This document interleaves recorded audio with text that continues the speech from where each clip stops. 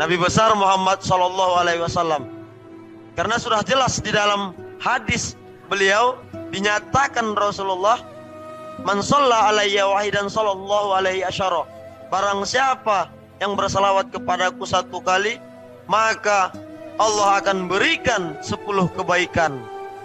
Oleh karena itu, di samping bersyukur, hendaklah kita sering-sering mengucapkan, menyedekahkan, menghadiahkan syafaat kita kepada junjungan kita Nabi besar Muhammad sallallahu alaihi wasallam.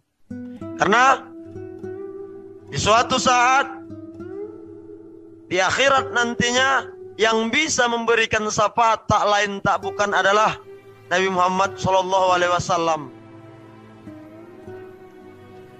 Jadi jamaah yang dirahmati Allah Subhanahu wa taala, yang terutama yang pertama sekali yang kami muliakan, salam takzim kami pada pimpinan wilayah Al-Wasliyah Sumatera Utara, yaitu Ayahanda Dr. Haji Dedi Iskandar Batubara beserta para stafnya, dan yang kami hormati para pendengar Awe Sumut Channel dimanapun berada. Mudah-mudahan kita senantiasa dalam lindungan Allah Subhanahu wa taala. Jamaah yang dirahmati Allah Subhanahu wa taala, salah satu nikmat kita adalah berkomunikasi kepada Allah Subhanahu wa taala. Tak lain tak bukan di dalam kehidupan kita, di dalam keseharian kita, di samping kita sibuk beraktivitas untuk kepentingan pribadi kita. Oleh karena itu, jangan pernah kita lalai beraktivitas untuk beribadah kepada Allah Subhanahu wa taala. Dan di dalam hidup dan kehidupan ini kita tidak terlepas yang namanya komunikasi ataupun berbicara kepada orang lain, baik kepada keluarga, anak-anak kita, dan jiran tetangga. Ini tidak pernah terlepas selagi kita masih hidup di dunia ini. Dan oleh karena itu, kadang walaupun baik yang kita sampaikan belum bisa tentu diterima oleh orang lain. Jadi oleh karena itu, jangan pernah kita ketika berkomunikasi sampai menyinggung hati dan perasaan oleh orang lain. Jadi di sini saya menguraikan ada 7 pesan indah Ali bin Abi Thalib ketika berkomunikasi. Jadi oleh karena itu jamaah Awes Sumut Channel dimanapun berada, saya di sini hanya sekedar mengingatkan, walaupun saya yakin dan percaya seluruh pendengar Awes Sumut Channel pernah mendengarnya. Oleh karena itu tidak ada salahnya, seperti kata pepatah, lancar kaji itu karena diulang. Jadi kadang saking keenaan kita berbicara, di sana sini terdapat gurauan kita, canda tawa kita, kita senang, namun tetapi orang belum tentu menyenanginya. Bukan berarti menyakiti hati dan perasaan orang itu di dalam berkomunikasi, bukan melontarkan kata-kata keji, kata-kata yang seharusnya tidak pantas kita ucapkan, apalagi makian, hinaan, dan cacian. Namun kadang ada yang sedikit bisa menyinggung hati dan perasaan oleh orang lain. Oleh karena itu, agar menjaga lawan bicara kita, kata Ali bin Abi Thalib ketika berkomunikasi, jangan pernah bicara hartamu di hadapan orang miskin. Jamaah yang dirahmati Allah Subhanahu wa taala, kadang tidak sedikit kita lihat hamba Allah ini banyak rezekinya, banyak hartanya, namun dia sering mengutarakan, mengucapkan hartanya di hadapan orang yang susah. Padahal orang yang susah ini tidak memiliki harta sama sekali. Tujuannya tak lain tak bukan dia mengucapkan hartanya, kemegahan, keindahan rumahnya, kemewahan mobilnya, agar mendapatkan pujian ataupun sanjungan dari orang lawan bicaranya. Namun ini adalah salah satu ketika kita berkomunikasi, ini adalah etika yang salah. Kenapa demikian? Banyak pun harta kita, walaupun sedikit harta kita, tetap kita tak lain tak bukan bersyukur kepada Allah Subhanahu wa Ta'ala. Karena tadi sudah saya jelaskan bahwasanya yang mendatangkan nikmat, yang mendatangkan harta kita, harus kita sadari agar kita jangan berbesar hati, agar kita jangan menyombongkan diri bahwasanya ini adalah salah satu campur tangan Allah Subhanahu wa Ta'ala. Oleh karena itu, pantaslah kita bersyukur dengan ucapan alhamdulillah. Bukan berarti banyak harta kita untuk dipamerkan, untuk diceritakan kepada orang lain.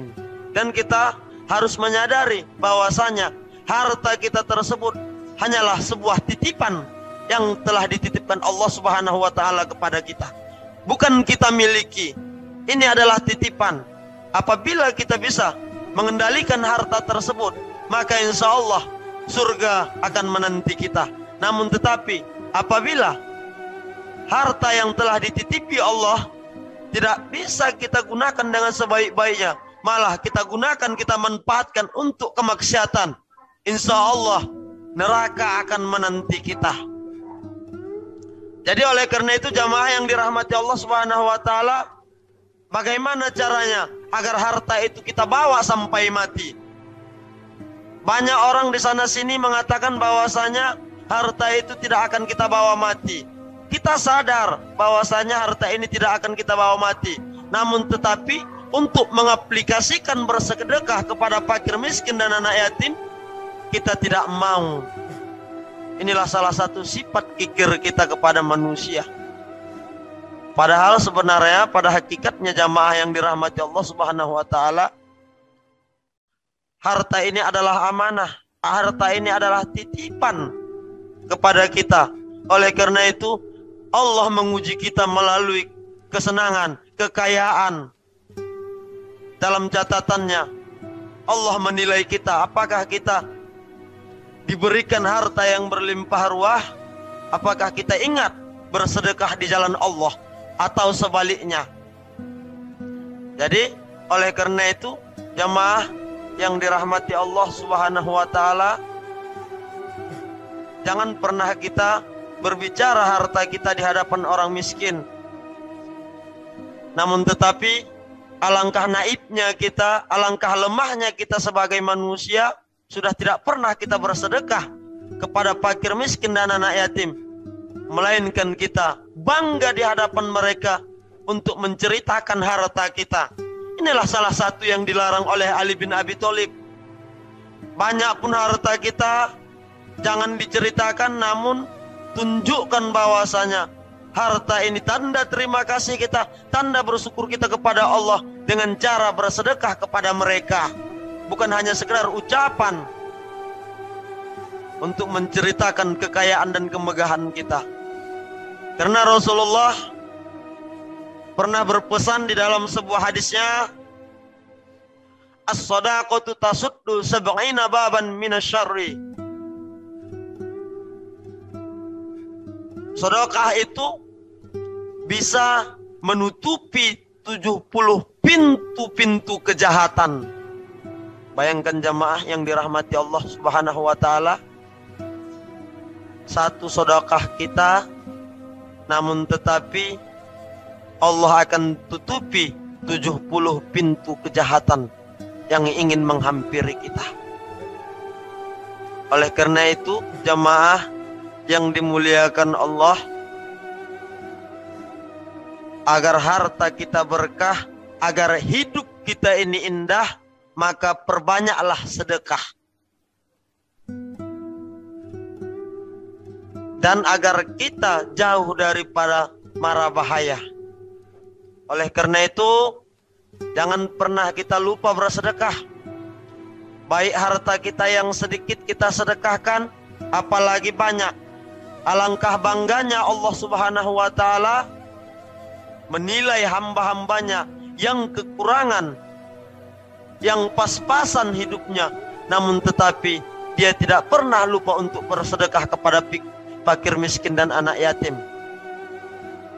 Karena pernah diceritakan di dalam sebuah kitab Tanbihul Ghafilin, orang yang tinggi sikap dermawannya,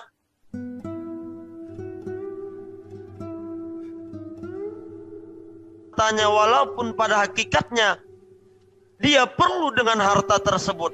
Inilah salah satu orang yang tinggi sifat kedermawanannya. Selanjutnya jamaah yang dirahmati Allah Subhanahu wa taala, agar di dalam komunikasi kita tidak menyinggung hati dan perasaan orang lain, hendaknya kita menjaga yang 7. Yang pertama tadi sudah kita uraikan, yaitu jangan bicara harta di hadapan orang-orang yang miskin.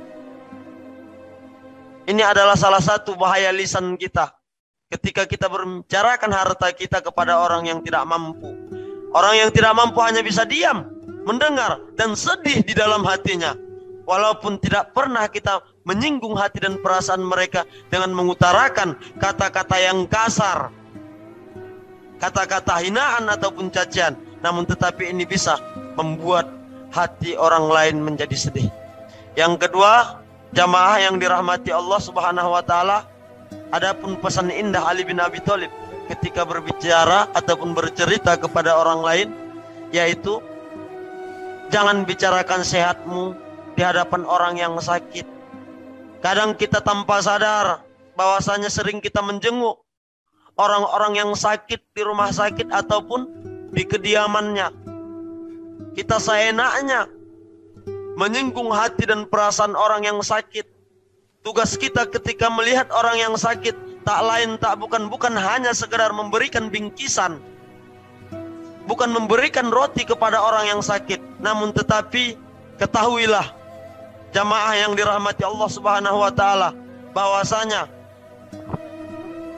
ketika kita memberikan makanan kepada orang yang sakit, pada hakikatnya yang makannya adalah orang yang sehat. Oleh karena itu, orang yang sakit tadi memerlukan yang namanya doa dari orang-orang yang melihatnya. Setelah itu kita menghiburnya dengan bahasa-bahasa yang santun. Bukan berarti kita menghiburnya, kita terus membicarakan tentang kesehatan kita di hadapan mereka yang sakit tadi. Jadi oleh karena itu, ini adalah salah satu nikmat yang paling termahal harganya ketika kita sehat. Banyak orang yang sakit kepingin sehat walaupun orang tersebut kaya, namun dia tidak bisa untuk membeli ataupun memiliki kesehatannya. Jadi oleh karena itu, jamaah yang dirahmati Allah Subhanahu wa taala, hidup ini, waktu ini modal kita untuk di akhirat nantinya. Makanya Imam Al-Ghazali sering mengatakan di dalam sebuah kitabnya Ihya Ulumuddin, bahwasanya napas yang telah diberikan Allah Subhanahu wa taala ini, bisa kita menghirup udara segar ini, tak lain tak bukan lebih mahal harganya dibandingkan sebuah permata. Karena di dalam waktu kehidupan ini, di dalam kesehatan kita ini, maka perbanyak kita bersyukur kepada Allah Subhanahu wa taala. Gunakan kesehatan ini untuk beribadah kepada Allah Subhanahu wa taala. Kadang kita lupa, kadang kita lalai. Telah diberikan Allah kita kesehatan, namun kita lalai beribadah kepada Allah Subhanahu wa taala. Ketika kita didatangkan Allah penyakit, kita tidak mau bersabar, dan baru kita ingat untuk beribadah kepada Allah Subhanahu wa taala. Apalah daya, badan sudah terbaring, kekuatan tenaga sudah tidak ada lagi, namun baru kita sadar untuk beribadah kepada Allah Subhanahu wa taala. Jadi oleh karena itu, jamaah yang dirahmati Allah Subhanahu wa taala, syukur ketika sehat, bersabar ketika sakit. Karena ini adalah salah satu ujian ataupun cobaan yang diberikan Allah Subhanahu wa taala kepada kita. Mungkin dengan cara didatangkan Allah penyakit kepada kita, kita teringat kepada Allah sewaktu kita sehat. Mungkin kita tidak pernah teringat untuk mengucapkan kalimah-kalimah Allah di dalam lisan kita. Ini adalah menunjukkan salah satu orang yang merugi apabila nikmat sehatnya sebelum dicabut Allah. Oleh karena itu, perbanyaklah beribadah kepada Allah Subhanahu wa taala, baik melalui lisan maupun melalui perbuatan. Selanjutnya jamaah yang dirahmati Allah Subhanahu wa taala, yang kedua tadi 7 pesan indah Ali bin Abi Thalib ketika berkomunikasi ataupun berbicara agar tidak menyakiti hati dan menyinggung perasaan oleh orang lain. Jangan bicarakan sehatmu di hadapan orang-orang yang sakit. Kalau seandainya kita melihat orang sakit, apabila kita tidak bisa mendoakan dia, lebih bagus kita nggak usah menjenguknya, baik di rumah sakit maupun berada di kediamannya. Karena ini tugas kita pertama. Ketika kita mendoakan baik orang sakit maupun orang sehat, baik kita doakan rezekinya agar melimpah ruah, kesehatannya agar senantiasa dalam lindungan Allah Subhanahu wa taala. Oleh karena itu, ketika kita mendoakan, maka malaikat-malaikat Allah yang berada di langit dan di bumi juga ikut mendoakan kita. Jadi oleh karena itu, selagi kita memiliki status keislaman, keimanan kita, jangan pernah pelit untuk mendoakan saudara-saudara kita, terutama jiran tetangga kita. Selanjutnya jamaah yang dirahmati Allah Subhanahu wa taala, adapun yang ketiga, pesan indah Ali bin Abi Thalib dalam berkomunikasi, jangan bicara kekuatanmu di hadapan orang yang lemah. Di sini Ali bin Abi Thalib melarang, walaupun kita kuat jasmani kita dan rohani kita, ketika kita melihat orang yang lemah. Oleh karena itu, jangan pernah kita membicarakan tentang kekuatan kita.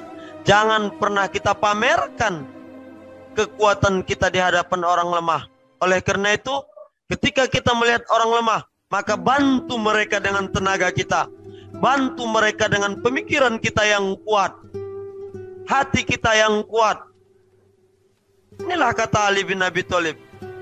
Maka oleh karena itu, ada lagi pesan Ali bin Abi Thalib tentang mengenai hati. Hati ini terbagi kepada 3 kata Ali bin Abi Thalib. Yang pertama, hati yang disukai Allah itu hati yang tegas. Seperti apa itu? Tegas untuk menyampaikan syariat Islam, tegas untuk menyampaikan hukum-hukum Islam. Ketika hukum haram, jangan pernah diganti dengan halal, karena ada kepentingan pribadi kita. Ini biasanya, mohon maaf jamaah yang dirahmati Allah Subhanahu wa taala, pemuka-pemuka agama hanya gara-gara kepentingan pribadi, keindahan dunia, banyak mengganti hukum-hukum Islam, yang mengkendorkan hukum Islam. Makanya kata Umar bin Khattab, apabila kamu melihat seorang ulama yang cinta terhadap dunia ini, maka tuduhlah dia sebagai membahayakan agamamu. Inilah orang yang tidak konsisten dalam hukum Islam. Yang halal bisa menjadi haram, yang haram bisa menjadi halal. Maka ini adalah ulama yang yang cinta kepada dunia. Maka oleh karena itu, seperti yang disampaikan Umar bin Khattab, tuduhlah dia sebagai orang yang membahayakan agamamu. Yang kedua tadi mengenai hati yang jernih. Kata Ali bin Abi Thalib, seperti apa hati yang jernih ini? Jernih mengakui tiada Tuhan selain Allah, jernih dalam beribadah kepada Allah tanpa ada ria maupun dusta untuk mendapatkan pujian oleh orang lain. Tak lain tak bukan, ibadah ini adalah kepentingan kita. Walaupun ini salah satu perintah. Apa kata ulama-ulama yang terdahulu? Bahwasanya sholat yang wajib itu adalah modal utama. Adapun keuntungannya ketika kita hidup di dunia ini, agar banyak bekal kita pulang nanti di akhirat, di mahkamah Allah Subhanahu wa Ta'ala, maka mari kita memperbanyak keuntungannya. Adapun keuntungan sholat tersebut adalah mengerjakan sholat-sholat sunnah. Inilah keuntungan kita, jamaah yang dirahmati Allah Subhanahu wa Ta'ala. Selanjutnya tentang mengenai hati, kata Ali bin Abi Thalib, yaitu yang pertama tadi hati yang tegas, yang kedua hati yang jernih, yang ketiga hati yang lembut. Inilah yang disampaikan oleh Ali bin Abi Thalib. Seperti apa itu? Pernah ditanyakan para sahabat lain, wahai Ali bin Abi Thalib, seperti apa hati yang lembut itu? Hati ini pada hakikatnya bisa keras dan pada hakikatnya bisa lembut, tergantung kepada insan yang memeliharanya. Apabila kita gunakan hati tersebut, kita latih hati tersebut senantiasa untuk kekerasan, tidak mengingat Allah Subhanahu wa Ta'ala, maka segumpal daging yang ada di dalam tubuh manusia ini akan berubah secara otomatis dengan sikap dan perbuatan yang sering kita laksanakan senantiasanya, setiap harinya. Dan oleh karena itu, lembutnya hati ini, kata Ali bin Abi Thalib, tidak pernah berbuat kasar kepada kaum muslimin dan muslimat. Dan oleh karena itu, Ali bin Abi Thalib sering mendoakan kaum muslimin, dan begitu juga sifat baginda Rasulullah SAW. Mereka sering mendoakan umatnya, bahkan tak lain tak bukan, ketika sampai sakaratul maut pun sangginkan sayangnya Rasulullah kepada umatnya, tak lain tak bukan, nyawanya sudah di tenggorokan, dia masih teringat kepada umatnya. Bukan hanya sering teringat, namun tetapi Rasulullah juga sering mendoakan umatnya ketika dalam keadaan sendirinya, baik dalam keadaan sholat beliau.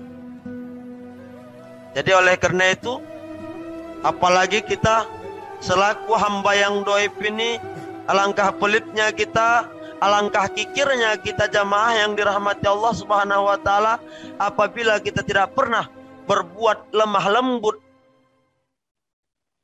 kepada jiran tetangga kita. Jadi di dalam suatu hadis dijelaskan Rasulullah akan datang suatu kelemah lembutan di dalam rumah tangga apabila rumah tangga ataupun keluarga itu disukai ataupun disenangi Allah Subhanahu wa Ta'ala. Jadi di sini bisa kita pahami bahwasanya ketika Allah sayang kepada keluarga tersebut, maka Allah berikan kelemah lembutan baik ucapan maupun perbuatan di dalam keluarga tersebut ataupun di dalam rumah tangga itu, akan diberikan Allah baik kepada anak istrinya, baik kepada jiran tetangganya, baik kepada saudara-saudara yang seakidah seagama, dia akan mendatangkan kelemah lembutan kepada mereka. Inilah salah satu kata Rasulullah, apabila Allah mencintai keluarga yang di rumah itu. Selanjutnya, jamaah yang dirahmati Allah Subhanahu wa Ta'ala, adapun pesan indah Ali bin Abi Thalib yang keempat, ketika berbicara, jangan bicara kebahagiaanmu di hadapan orang yang sedih. Boleh kita menghibur, memberikan nasihat kepada orang yang bersedih, baik itu orang yang sedang ditimpa musibah. Oleh karena itu, jangan pula kita membicarakan tentang kebahagiaan kita ini. bagaimana kita bahagia mendapatkan rezeki yang berlimpah ruah yang telah diberikan Allah Subhanahu wa taala. Ini adalah salah satu kepantangan Ali bin Abi Thalib. Seolah-olah kita memberikan penghinaan, seolah-olah kita menyakiti hati dan perasaan mereka dengan cara-cara yang halus tanpa kita sadari. Itu bisa menghujam, menyakiti hati dan perasaan orang yang mendengarnya. Oleh karena itu jamaah yang dirahmati Allah Subhanahu wa taala, walaupun kita bahagia, jangan pernah kita lupa bersyukur kepada Allah Subhanahu wa taala. Sebenarnya tak lain tak bukan yang mendatangkan kebahagiaan di dunia ini bukan seberapa banyak harta yang kita peroleh, bukan seberapa besar usaha yang kita raih. Namun saya pernah mengutip ungkapan Raja Brunei Darussalam, yaitu Sultan Hasanul Bolkiah, yang pernah dikatakan beliau adalah hartawan. Beliau adalah salah satu raja yang tersohor di Asia Tenggara. Namun beliau katakan bahwasanya semua saya miliki, baik transport udara, laut, dan darat, rumah yang sangat besar dan mewah, dan begitu juga banyak singgasana saya yang saya peroleh di bumi ini. Namun satu yang tidak saya miliki, kata beliau, yaitu adalah ketenangan hati, ketenangan jiwa. Ini yang tidak saya dapatkan. Di sini sudah jelas nampak jamaah yang dirahmati Allah Subhanahu wa taala, bukan berarti harta, kekayaan, jabatan mendatangkan kebahagiaan kita. Namun tetapi banyak kita lihat orang-orang yang pas-pasan ekonominya, dia tidak pernah berkeluh kesah. Namun di dalam sebuah kitab juga dijelaskan, orang yang bersyukur tadi, orang yang pandai bersyukur tadi, inilah orang yang mendapatkan kebahagiaan yang hakiki.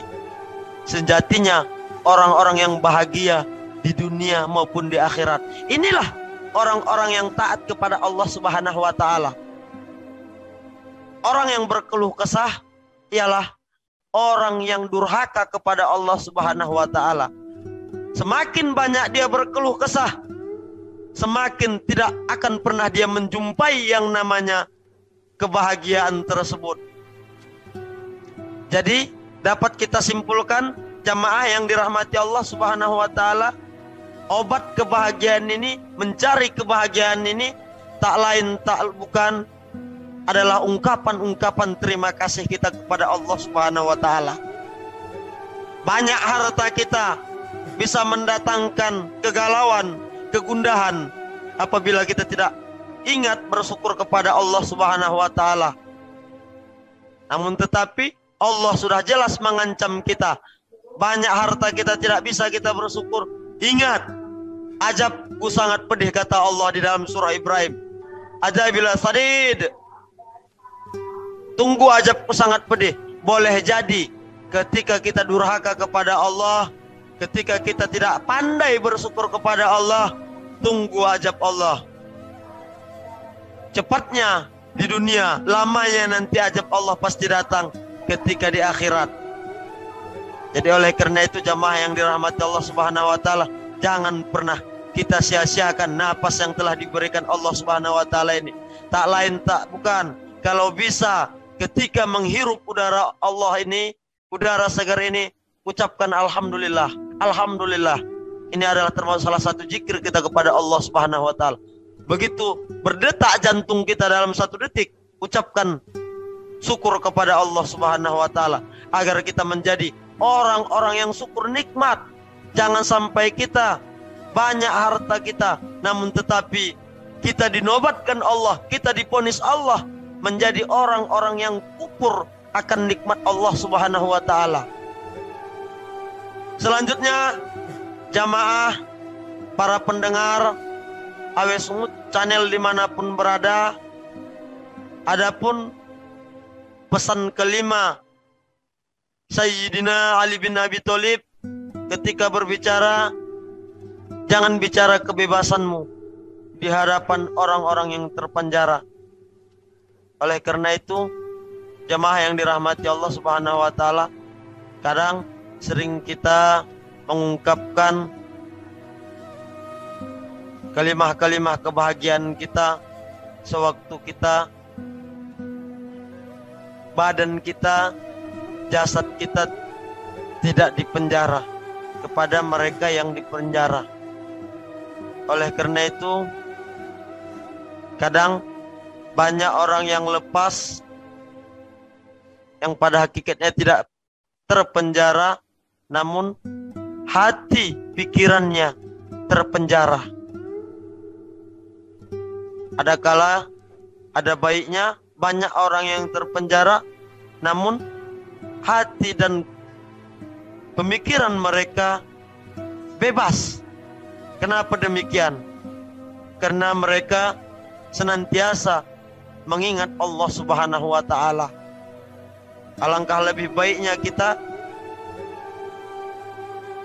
yang menumpang di bumi Allah ini, jangan kita perlakukan pemikiran kita menjadi terkekang karena kepicikan kita berpikir. Selanjutnya jamaah yang dirahmati Allah Subhanahu wa taala, pesan indah Ali bin Abi Thalib tadi ketika berkomunikasi yang keenam, ketika berbicara, jangan bicarakan anakmu di hadapan orang yang belum punya anak. Jamaah yang dirahmati Allah Subhanahu wa taala, kadang banyak ibu-ibu, mama-mama berkeluh kesah kepada anaknya. Padahal pada hakikatnya anak ini adalah amanah yang telah diberikan Allah Subhanahu wa taala. Banyak durhaka seorang anak kepada orang tuanya. Namun di dalam kitab Tanbihul Ghafilin dijelaskan bahwasanya ada kalanya seorang orang tua durhaka kepada anaknya. Oleh karena itu, mari kita sadari apakah kita selama hari ini selaku orang yang tua yang durhaka kepada anak. Pernah salah seorang yang datang kepada Umar bin Khattab, lantas beliau bercerita kepada Sayyidina Umar bin Khattab, "Wahai Amirul Mukminin Umar bin Khattab, aku bingung melihat anakku yang senantiasa durhaka kepadaku." Lantas Amirul Mukminin Umar bin Khattab memanggil anak dari seorang yang mengadu kepada beliau tersebut. "Wahai seorang anak, bukankah orang tuamu yang bersusah payah memeliharamu, mendidikmu, yang membesarkanmu, kenapa engkau durhakai beliau? Padahal mereka adalah ayah kandungmu, ibu kandungmu."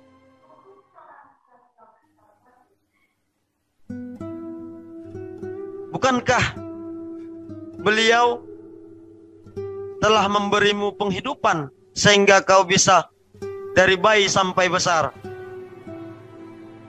Dan oleh karena itu, Umar bin Khattab spontan menanyakan kepada seorang orang tua tersebut, "Apakah kau selaku orang tua memilihkan ibu yang baik kepada anakmu?" Lantas si anak menjawab secara spontan, "Wahai Umar bin Khattab, ibuku adalah seorang budak yang diambilnya." Kata seorang anak. Yang kedua, ditanyakan Umar bin Khattab kepada seorang ayah tadi,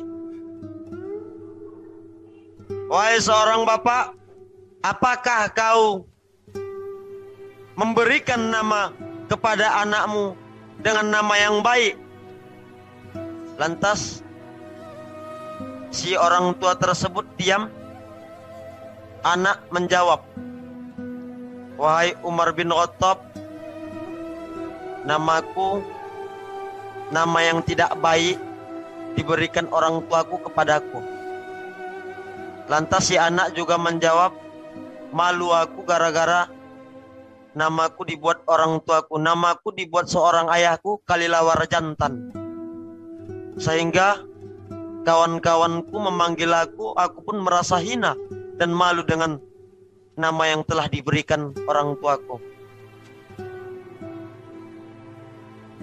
Yang ketiga, wahai seorang bapak, apakah kau pernah mengajarkan Al-Quran kepada seorang anakmu? Bapak terdiam, si anak menjawab, wahai Umar bin Khattab, Amirul Mu'minin, bahwasanya sedikit tidak pernah aku diajarkan oleh kedua orang tuaku tentang masalah Al-Quran, dan tidak pernah mereka mengajari aku mengaji.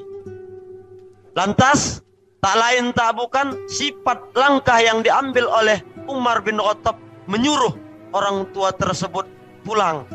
Sebelum Umar menyuruh pulang, terlebih dahulu Umar menyampaikan kepada seorang orang tua tersebut bahwasanya sebelum anakmu durhaka kepadamu, maka harus kau ketahui bahwasanya kaulah yang pertama yang mendurhakai anakmu, sehingga anak tadi tersebut durhaka kepadamu. Yang pertama, kata Umar, kau tidak memilihkan seorang ibu yang baik. Yang kedua, kau tidak memberikan nama yang baik kepada anakmu. Yang ketiga, kau tidak pernah mengajarkan ilmu Al-Quran kepada anakmu. Oleh karena itu, kaulah orang yang durhaka kepada anakmu. Jangan kau salahkan ketika anak kau durhaka kepadamu. Terlebih dahulu kau yang paling utama durhaka kepada dia.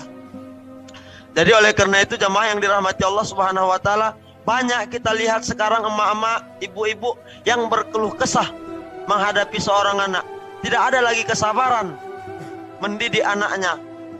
Oleh karena itu, makanya banyak doa seorang emak-emak sekarang ini yang tidak diijabah oleh Allah Subhanahu wa taala. Karena tak lain tak bukan dia sering memanggil anaknya dengan sebutan-sebutan binatang, sebutan-sebutan yang kasar dan hina.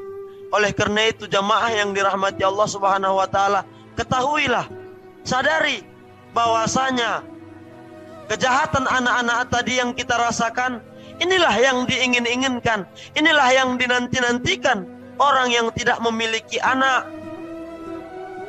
Oleh karena itu, kita sepele, layas dengan amanah yang telah diberikan oleh Allah Subhanahu wa taala. Mereka rindu. Orang-orang yang tidak memiliki anak tadi, mereka rindu macam mana kejahatan anak sewaktu masa kecilnya. Inilah yang tidak mereka dapati. Pada hakikatnya, jamaah yang dirahmati Allah Subhanahu wa taala, oleh karena itu syukurilah apabila kita telah dikaruniai Allah Subhanahu wa taala anak. Jangan pernah kita kufur. Mohon ampun kepada Allah, mohon maaf kepada jamaah. Tidak ada gunanya harta banyak. Namun tetapi apabila kita tidak bisa bersyukur kepada Allah, banyak pun harta kita, namun alangkah sedihnya kita, mohon maaf jamaah, apabila tidak memiliki seorang anak. Tapi oleh karena itu jangan pernah kita, walaupun tidak memiliki anak, jangan pernah kita berkeluh kesah. Karena Allah tahu, Allah yakin mungkin pada saat sekarang ini itu tidak terbaik bagi kita. Makanya kita tidak diberikannya anak.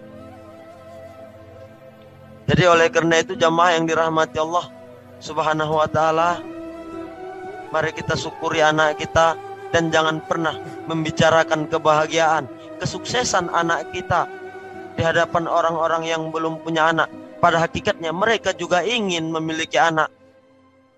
Tapi apalah daya, Allah belum berkehendak. Yang mereka bisa perbuat sekarang adalah sabar dan terus menunggu.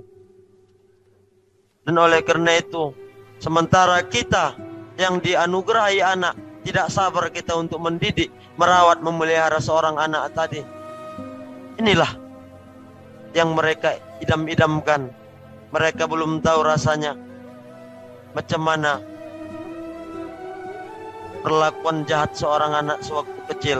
Ini yang mereka rindukan, orang-orang yang tidak memiliki anak ini. Sementara kita yang memiliki anak berkeluh kesah untuk memelihara, membina anak tersebut. Jadi oleh karena itu jamaah yang dirahmati Allah Subhanahu wa taala, mari kita jaga lawan bicara kita agar jangan tersakiti batinnya ataupun hatinya dalam ungkapan-ungkapan kita. Jangan pernah kita bicarakan tentang masalah anak kita di hadapan orang yang tidak punya anak. Ini sangat sakit. Pada hakikatnya di zaman sekarang ini menjadi suatu gunjingan apabila yang sudah berpuluh tahun berumah tangga, menikah, yang tidak punya anak. Ini menjadi fitnah. Inilah otak manusia, akal manusia sekarang sudah lari dari kenyataan, sudah lari dari syariat Islam. Kenapa saya katakan seperti itu? Bahkan orang-orang yang di luar nikah memiliki anak, ini menjadi suatu kebanggaan. Padahal ini adalah salah satu aib yang sangat besar. Tapi begitu mendapatkan anak, mengapa bangga? Orang yang tidak memiliki anak, ini menjadi fitnah. Ini menjadi gunjingan. Menunjukkan akal manusia sekarang sudah berbalik arah. Nikah yang halal, nikah yang resmi, tidak memiliki anak menjadi fitnah. Yang belum nikah, luar nikah, sebelum nikah sudah memiliki anak, ini menjadi catatan ataupun kebanggaan. Ini adalah salah, pemahaman yang betul-betul salah, yang merusak akidah yang ada di dalam hati kita, yang merusak keimanan kita. Sudah jelas anak luar nikah, namun kedua orang tua bangga memamerkannya. Ketika anak dinikahkan nanti langsung orang tua kandung yang menikahkannya, padahal pada hakikatnya tidak berhak orang tuanya menikahkan seorang putrinya. Walaupun itu bapak biologisnya, namun tetapi ketahui jamaah yang dirahmati Allah Subhanahu wa taala, di sini harus gentleman selaku kita orang tua, bahwasanya jangan pernah kita menikahkan anak yang luar nikah. Kembalikan kepada wali hakim, yaitu sultan di dalam daerah tersebut. Siapa sultannya? Siapa wali hakimnya yang berhak menikahkannya? Yaitu adalah kuah, kantor urusan agama, ataupun kepala kuah. Inilah yang berhak menikahkan. Jangan gara-gara kita, anak kita yang banyak menanggung dosanya. Jangan gara-gara malunya kita mengakui bahwasanya anak luar nikah tadi, malu kita mengakuinya, kita yang menerima dosanya, ajabnya, baik di dunia maupun di akhirat. Oleh karena itu selanjutnya jamaah yang dirahmati Allah Subhanahu wa taala, pesan terakhir, 7 pesan indah Ali bin Abi Thalib di dalam berkomunikasi, yaitu jangan bicarakan tentang orang tuamu di hadapan anak yatim.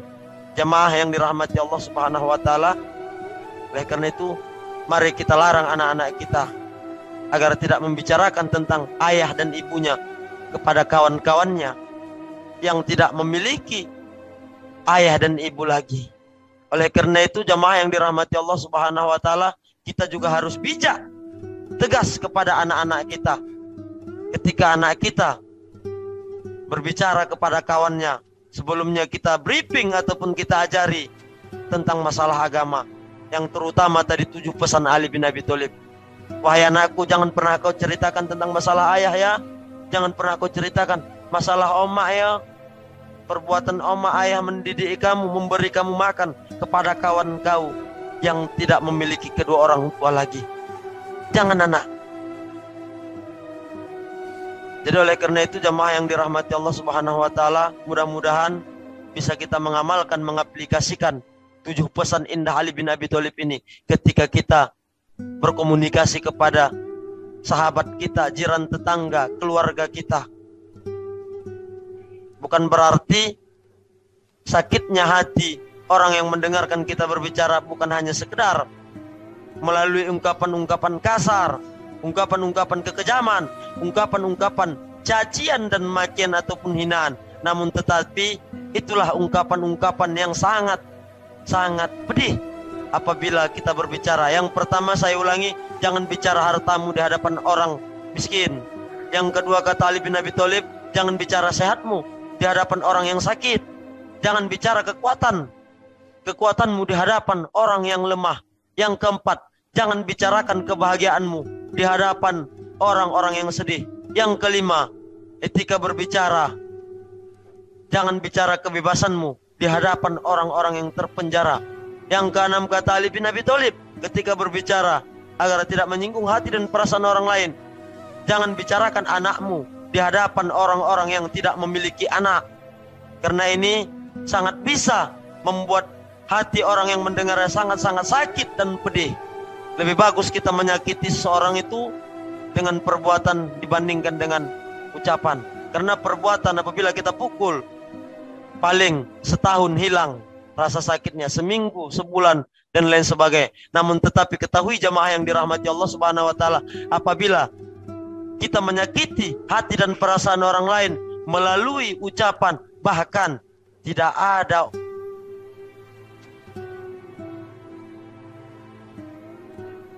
untuk menempel rasa sakit yang telah terguris di dalam hati kita. Bahkan ini sampai dibawa sampai kita mati.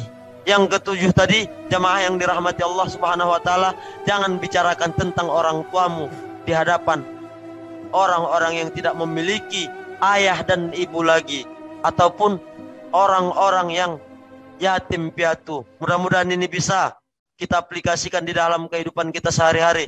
Bisa kita jaga adab komunikasi kita agar tidak menyinggung perasaan saudara kita, baik orang muslim maupun orang-orang non-muslim. Indahnya hidup ini apabila kita bertoleransi kepada hamba-hamba Allah yang lainnya.